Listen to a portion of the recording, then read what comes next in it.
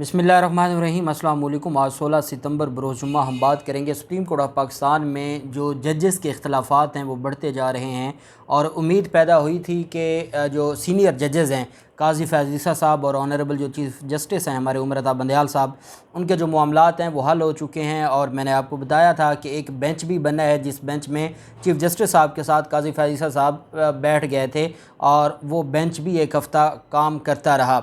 लेकिन judicial commission of Pakistan का इजलास हुआ था, उस इजलास के बाद मामलात काफ़ी ख़राब हुए थे। पहले एक ख़त था काजी फैज़ ईसा साहब का, फिर उसके बाद जस्टिस तारिक मसूद साहब ने एक नया ख़त वो मीडिया के सामने ले आए थे। फिर उसके बाद चीफ़ जस्टिस उमर अता बंदयाल साहब ने एक ऑडियो कौम के सामने पेश कर दी थी उस जुडिशल कमीशन के इजलास की। अब असल में इस लड़ाई की जो जड़ है वो बार कौंसिल है और वो हुकूमती मेंबरान हैं। दो हुकूमती मेंबरान हैं जुडिशल कमीशन के, एक वज़ीर कानून मेंबर होता है और एक अटारनी जनरल, और उनको पीछे से मरीम नवाज़ और जो माफिया है वो लीड कर रहा है। जबकि दूसरी तरफ हम देखते हैं कि जो बार कौंसिल का नुमाइंदा है, बार कौंसिल में फिर वही ग्रुप बैठा है जो मुस्लिम लीग नून से जुड़ा हुआ है और वो भी नहीं चाहते, वो हर हाल में चीफ़ जस्टिस उमर अता बंदयाल साहब के लिए मुश्किलात खड़ी करना चाहते हैं।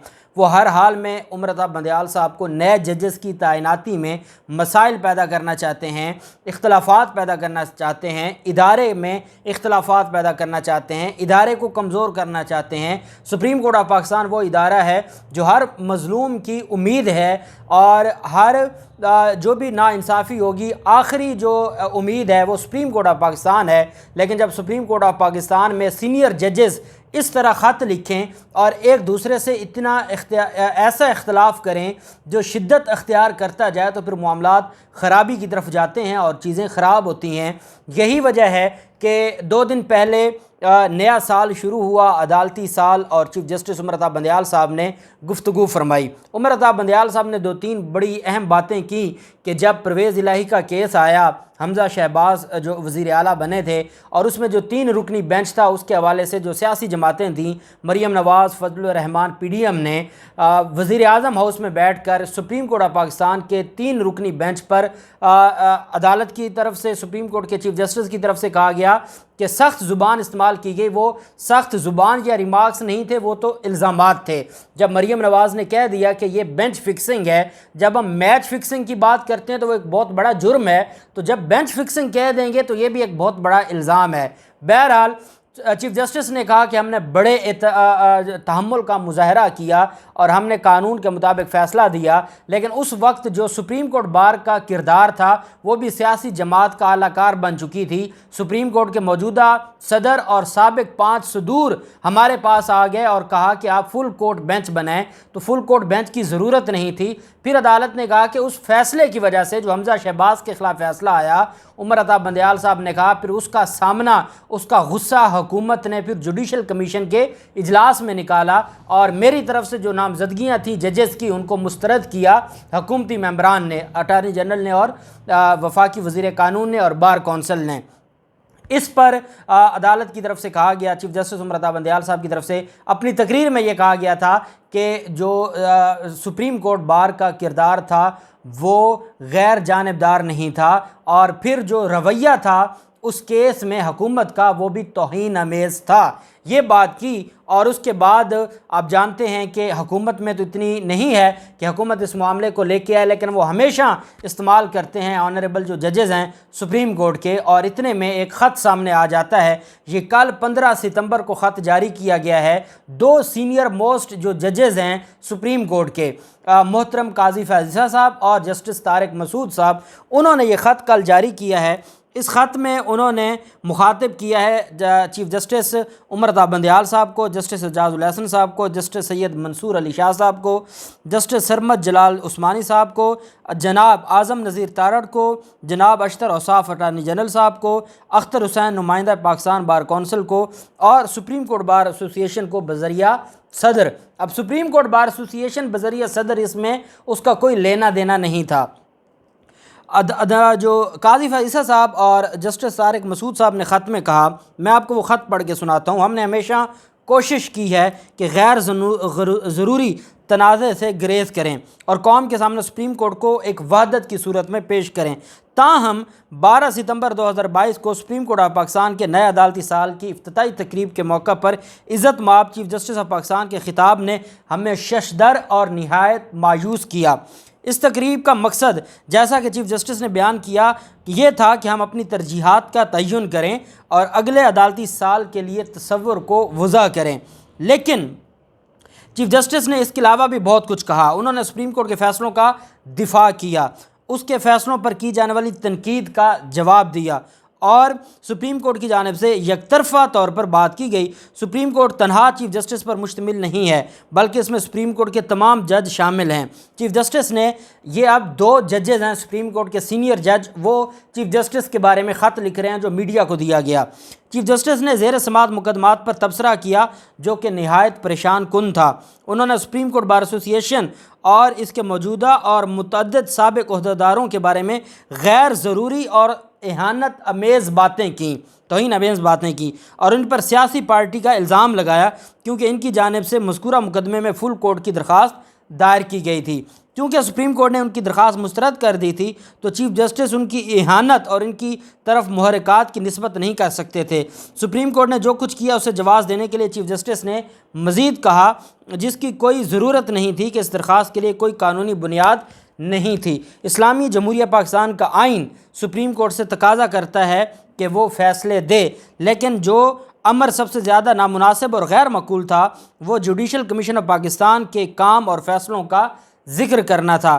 آئین کے مطابق آئین کے تحت جوڈیشل کمیشن ایک الگ اور خود مختار ادارہ ہے۔ چیف جسٹس نے کہا کہ جوڈیشل کمیشن نے اپنے چیئرمین کی جانب سے تجویز کیے گئے امیدواروں کی منظوری نہیں دی اور انہوں نے وفاقی حکومت کے نمائندوں عزت مآب وزیر قانون اور عزت مآب اٹارنی جنرل آف پاکستان پر الزام رکھا اور اپنی ناراضگی کا اظہار کیا۔ کسی بھی صورت میں جوڈیشل کمیشن کے چیئرمین کو یہ نہیں کہنا چاہیے تھا جو کہا گیا۔ چیف جسٹس جوڈیشل کمیشن کے چیئرمین ہیں اور اس لیے اس کے فیصلوں کی تعمیل کی ذمہ داری دوسروں سے زیادہ ان پر ہے۔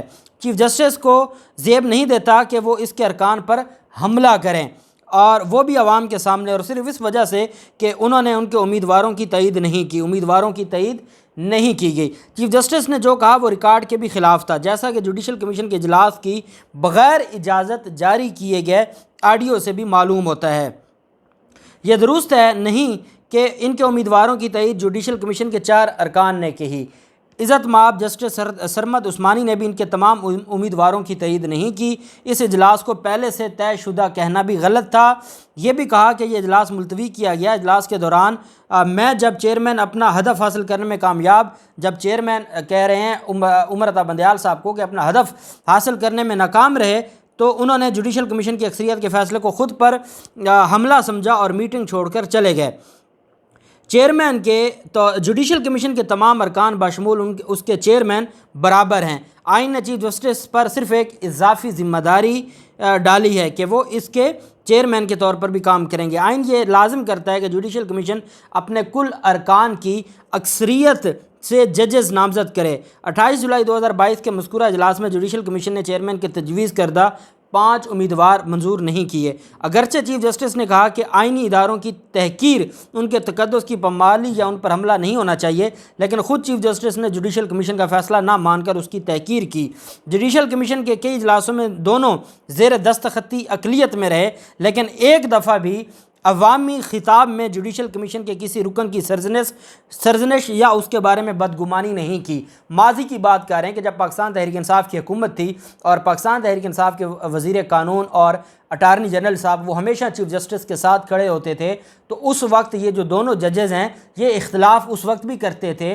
تو قاضی فیض صاحب فرما رہے ہیں کہ ہم جب ماضی میں ہم اقلیت میں ہوتے تھے اور آج ہم اکثریت میں ہیں، تو جب ہم ماضی میں اقلیت میں ہوتے تھے اور ہمارے جو فیصلوں کو مد نظر نہیں رکھا جاتا تھا تو اس وقت بھی ہم خاموش رہتے تھے۔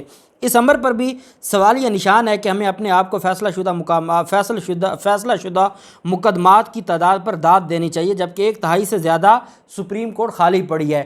ٹوٹل 17 ججز ہوتے ہیں سپریم کورٹ کے، اور اس وقت صرف 12 ججز کام کر رہے ہیں، اور مستقبل قریب میں جو ججز کی آپس میں یہ اختلاف ہے جوڈیشل کمیشن کے ممبران کا، کبھی بھی امید نہیں ہے کہ یہ 5 ججز اپوائنٹ ہوں گے اور سپریم کورٹ مکمل کام کرے گی۔ خط میں یہ کہا گیا کہ ہم نے جوڈیشل کمیشن کے اجلاس بلانے کے لیے متعدد بار جوڈیشل کمیشن کے چیئرمین کو ان کی جانب سے اعلان کی گئی گرمیوں کی چھٹیوں سے پہلے بھی اور بعد بھی کہا تاکہ سپریم کورٹ میں تعیناتی کے لیے نامزدگیاں کی جا سکیں، لیکن اس امر کی فوری اہمیت پر زور دیتے ہوئے ہم نے یہ بھی کہا کہ ان اسامیوں کو پر نہ کرنا ایک آئینی فریضے سے لاپرواہی اور غفلت برتنے کے مطابق ہے، لیکن اسے قابل اعتنا نہ سمجھا گیا۔ سپریم کورٹ کو معذور نہیں چھوڑا جا سکتا جب تک ارکان چیف جسٹس کے الفاظ میں چیئرمین کے تجویز کردہ امیدواروں کی تائید نہ کریں، تو اس کا مطلب ہے کہ تب تک یہ خالی رہیں گی سیٹیں۔ ہم چیف جسٹس کے دائیں اور بائیں بیٹھے تھے جب وہ اپنی تقریر کر رہے تھے۔ یہ قاضی فیاض عیسیٰ صاحب جو جونیئر ہیں چیف جسٹس سے، آپ حالات دیکھیں ہمارے سپریم کورٹ کو کس نہج پر پہنچا دیا گیا ہے۔ جو پولیٹیکل وہاں پر اثر و رسوخ ہے اس نے کہ چیف جسٹس صاحب کی تقریر کے بارے میں قاضی فیاض عیسیٰ صاحب اور جسٹس طارق مسعود صاحب فرما رہے ہیں، ہم چیف جسٹس کی تقریر کے دائیں اور بائیں بیٹھے تھے جب وہ اپنی تقریر پڑھ رہے تھے، مگر تقریب کے وقار کی تحفظ کی خاطر ہم نے چیف جسٹس کی تقریر کے دوران ہم خاموش رہے، چونکہ چیف جسٹس کی تقریر کی اشاعت میڈیا پر وسیع پیمانے پر ہوئی ہے، اس لیے ہم یہ وضاحت دینے پر مجبور ہو گئے ہیں تاکہ ہماری خاموشی کو غلط مفہوم پہناتے ہوئے اسے رضامندی سے تعبیر نہ کیا جائے۔ آپ کے مخلص جسٹس قاضی فیاض عیسیٰ، جسٹس سردار طارق مسعود۔ نقل برائے انہوں نے آگے لکھا ہے کہ اس کو جو ہے وہ قائم مقام رجسٹرار سپریم کورٹ اور قائم مقام سیکرٹری جوڈیشل کمیشن جو اس خط کو اس کے اردو ترجمے کے ساتھ میڈیا کو جاری کریں، کیونکہ یہ چیف جسٹس کی تقریر کے بارے میں ہے جس کی میڈیا میں وسیع پیمانے پر نشر و اشاعت کی گئی تھی۔ یہ حالات ہیں، ایک خط لکھا جاتا ہے، چیف جسٹس صاحب کو خط لکھا جاتا ہے اور کہا جاتا ہے یہ میڈیا کو بھی جاری کیا جائے۔ جب میڈیا کو جاری کیا گیا ہے تو پھر ہم نے آپ کے سامنے اس کا اظہار کیا ہے۔ یہ ہمارے ملک کی بدقسمتی ہے، لیکن یہ اس امپورٹڈ حکومت کا ایک حملہ ہے ہمارے اداروں پر۔ یہ جو حکومتی ممبران ہیں اور جو بار کونسل کے لوگ ہیں وہ جان بوجھ کے اس آگ کو بھڑکا رہے ہیں۔ سپریم کورٹ کے ججز کے اختلافات جو جسٹس منصور علی شاہ صاحب کی بڑی انہوں نے انوالو ہوئے اور انہوں نے ان معاملات کو بہتر کرنے کی کوشش کی، لیکن بدقسمتی یہ ہے کہ دوبارہ اس کو ہوا دی جاتی ہے۔ اس میں سپریم کورٹ کے صدر احسن بھون صاحب جو کہ وکیل ہیں نواز شریف اور مریم نواز کے، وہ اعظم نذیر تارڑ صاحب جو ویسے تو بار کونسل کے نمائندے تھے لیکن وہ اس وقت تو حکومتی وکیل ہیں، وہ وزیر قانون ہیں اور وہ مسلم لیگ نون کے ہی وکیل ہیں۔ اور ہماری بار کونسلز کی بدقسمتی دیکھیں کہ جتنی بار کونسلز ہیں وہ ساری کی ساری مسلم لیگ نون یا پیپلز پارٹی کے ساتھ جڑی ہوئی ہیں۔ ان لوگوں نے انویسٹ کیا ہے، ان لوگوں نے یہ پیسہ لگایا ہے، ان لوگوں نے ضمیر خریدے ہیں اور وہ آج ایک ہی پیج پر ہیں۔ اور بار کونسل بھی اور حکومتی جو ممبران ہیں وہ خود تو کرتے نہیں، وہ خود یہ خط لکھتے تو توہین ہو جاتی۔ انہوں نے 2 ججز کو وہ پہلے بھی استعمال کرتے آ رہے ہیں۔ میں یہ بارہا کہہ چکا ہوں، بطور قانون کا طالب علم قاضی فیاض عیسیٰ صاحب کی جو ججمنٹس ہیں ہم بڑے شوق سے پڑھتے ہیں۔ میری ان سے یہ گزارش تھی کہ پہلے بھی مریم نواز گروپ استعمال کرتا آیا اور استعمال ہوا گیا، اب بھی وہی استعمال کر رہے ہیں۔ کل آپ نے چیف جسٹس بننا ہے اور جتنا متنازع اپنی شخصیت کو آپ بناتے جا رہے ہیں بہت مسائل پیدا ہوں گے۔ اس وجہ سے خدا کے لیے ان لوگوں کے ہاتھ استعمال نہ ہوں اور سپریم کورٹ کے ادارے کو بچا لیں، سپریم کورٹ کے ادارے کا جو تحفظ ہے وہ کریں اور اس کی ناموس کو بچا لیں۔ دیکھتے ہیں آپ چیف جسٹس عمر بندیال صاحب کی طرف سے کیا جواب آتا ہے۔ جو بھی تفصیلات ہوں گی آپ کے ساتھ شیئر کرتے رہیں گے۔ اللہ پاک پاکستان کامیاب و ناصر ہو۔ بہت شکریہ۔ اللہ حافظ۔ پاکستان زندہ باد۔